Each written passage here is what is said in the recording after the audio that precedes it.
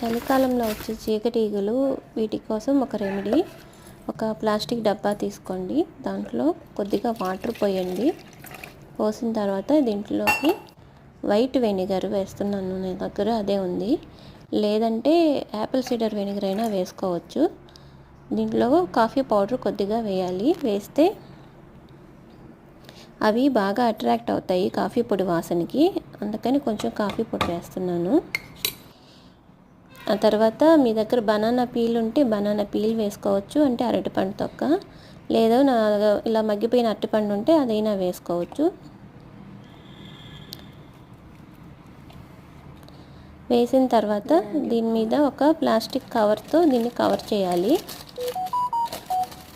నేను రబ్బర్ బ్యాండ్ని వేస్తున్నాను, లేదంటే తాడుతో అయినా మనం గట్టిగా కట్టేసుకోవాలి. ఎక్కడ సందులు లేకుండా గట్టిగా కట్టాలి.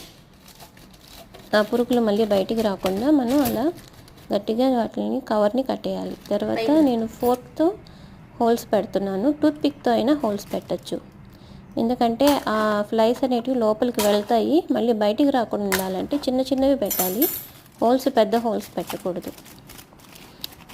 ఆ తర్వాత అవి ఎక్కడ ఎక్కువగా తిరుగుతూ ఉంటాయో అక్కడ ఈ ట్రాప్ని కనుక పెట్టామంటే ఇది బాగా పనిచేస్తుంది. ఈజీగా అవి ట్రాప్